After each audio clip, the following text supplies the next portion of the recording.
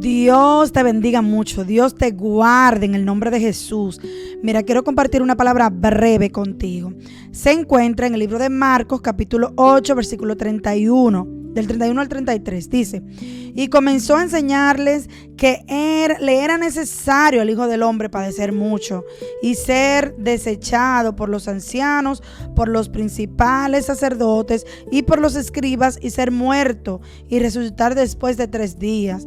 Esto les decía claramente. Entonces Pedro le tomó aparte y comenzó a convenirle, o sea, a reprenderle, en otras palabras, como a decirle: Señor, pero ¿por qué tú tienes que padecer por eso? Tú puedes evitarlo. Así como a convenirle.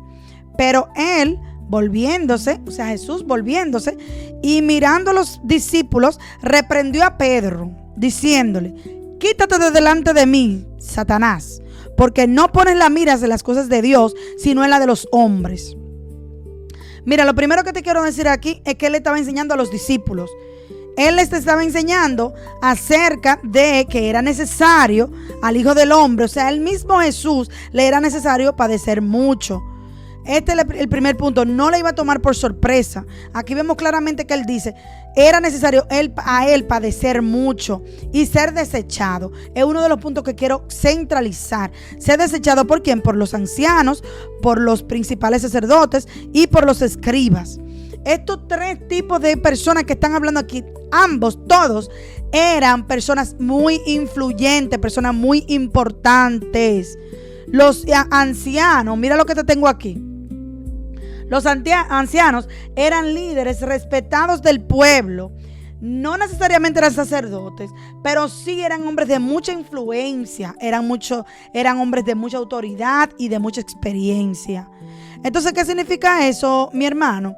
Que el Señor Jesús, que anduvo con tanta santidad, y personas de alto élite, de altura, eran aquellas personas que rechazaban a Jesús. Entonces, otro grupo de personas eran los principales sacerdotes. Estos eran también élites espirituales muy altas y eran de rangos religiosos muy altos también. Aquí era como que lo tenían así: sumo sacerdote, ex sumo sacerdote y familias sacerdotales influyentes. Perdón. Entonces, eran personas de demasiado conocimiento.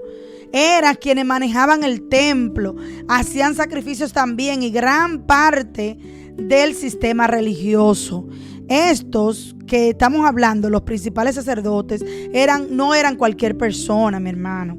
Los escribas, que también eran expertos de la ley de Moisés, eran los teólogos, los maestros, los estudiosos de todo del momento, de todas las cosas que en el momento se aprendía de la Torá. Ellos sabían todo, pero ¿sabe algo? Que ellos conocían las escrituras y ellos interpretaban las escrituras, pero ellos no pudieron ver, no pudieron tener el discernimiento y saber que aquel Jesús era el que iba a morir y resucitar. O sea que Jesús les estaba diciendo: voy a ser rechazado por todo el sistema religioso establecido, fuerte y grande. ¿Entiendes? Entonces, si el Señor, esta palabra a mí me motivó a hacer este video, la verdad.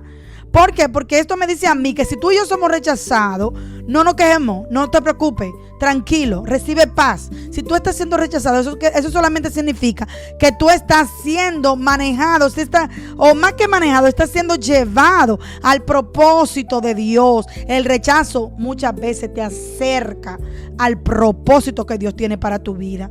No se siente lindo, no se siente bonito ser rechazado, pero el rechazo te acerca al propósito. Aquí no estamos hablando de gente común. Aquí estamos hablando de personas demasiado influyentes entre los religiosos. Es muy irónico que estos líderes tan importantes y espirituales, entre comillas espirituales, estas personas conocían la palabra, estas personas enseñaban acerca de Dios, pero ellos no conocían. Al final ellos no tenían esa relación cercana. ¿Entiendes? Entonces estos mismos fueron los que no lo reconocieron. No reconocieron no lo puedo creer. Ahora sí, yo creí que no se estaba escuchando, pero bueno. Lo que sí es irónico, como yo creo que esta parte la grabé anteriormente, es que estas personas estaban supuestas a saber quién era Jesús y ellos rechazaban a Jesús. Mi hermano, si tú estás siendo rechazado, no te preocupes, porque al final eso puede estar acercándote a ti, al propósito que Dios tiene para tu vida. Porque muchas veces cuando estamos demasiado cómodos y estamos siendo muy recibidos por la gente, eso solamente te puede alejar, porque te puede entretener demasiado. ¿Entiendes? Entonces, hay algo más que quiero puntualizar aquí, y es que unos anotes que yo tomé, y dice, yo puse aquí, Jesús no encajaba con sus expectativas, con las expectativas que ellos tenían para quién era Jesús, porque ellos estaban esperando a un libertador político, a alguien poderoso, superpoderoso, a alguien que tenga control, dominio sobre Roma. ¿Entiendes? Pero ellos estaban siendo confrontados. Jesús vino con humildad. Jesús vino a servir. ¿Entiendes? Entonces, eso no era lo que ellos estaban esperando. Entonces, ¿qué te quiero decir a ti en esta noche? Que te goces, porque muchísimas veces va a pasar que tú estás haciendo lo correcto, lo que Dios quiere que tú hagas, pero los sentimientos muchas veces nos desenfocan. Hay algo que sucede aquí, ¿qué es? Que Jesús, mira, me llamó muchísimo la atención a mí aquí, que Jesús dice aquí, esto les decían claramente, o sea, el Señor le estaba diciendo lo que iba a padecer y todo, y dice que era rechazado por aquellas personas de los cuales ya hablamos, pero dice que entonces Pedro le tomó aparte y comenzó a convenirle, o sea, comenzó como a reprenderle, a decirle, Señor, quizás tú sabes como, Señor, pero tú puedes evitar eso, tú no tienes que padecer todo eso, pero ¿qué pasa? Espérame, que estoy grabando, aleluya. Siempre, pero estamos en vivo, eso no es nada, está bien. O aunque no sea en vivo, ustedes saben que el que tiene niño pequeño. Entonces, dice que Pedro, llamándole aparte, comenzó a convenirle, comenzó a decirle, Señor, no pases por todo eso, tú no tienes que pasar por todo eso. Entonces, él, volviéndose, mirando a los discípulos. En otra palabra, ¿sabes lo que me llamó la atención? Me gustó esa parte, porque él le dio la espalda a Pedro. Y mirando a los discípulos, le dijo, apártate de mí, Satanás, no mirando al mismo Pedro, pero mirando a los discípulos. O sea, eso me dice a mí que debemos ignorar esas cosas que quieren venir a nosotros a distorsionarnos, a quitarnos del propósito que Dios quiere que nosotros tengamos, ¿entiendes? Y darle la espalda a eso y decirle, quítate de ahí, Satanás, reprenderlo, porque en este momento no es que le está hablando a Satanás, es Pedro. Pero muchísimas veces en el pueblo de Dios hay personas que se dejan influenciar, lo que significa que pueden quitarte del propósito que Dios tiene para tu vida. Entonces, nosotros no podemos dejar que aquellas voces de aquellos que nos aman nos alejen del propósito que Dios tiene para nuestras vidas. No toda voz que viene con amor viene para dirección correcta a nuestras vidas. Porque Pedro amaba a Jesús. No era que él era enemigo de Jesús, obviamente. Sin embargo, Jesús lo corrige, ambos con amor. Pedro viene y le habla porque en este momento está siendo influenciado, la verdad.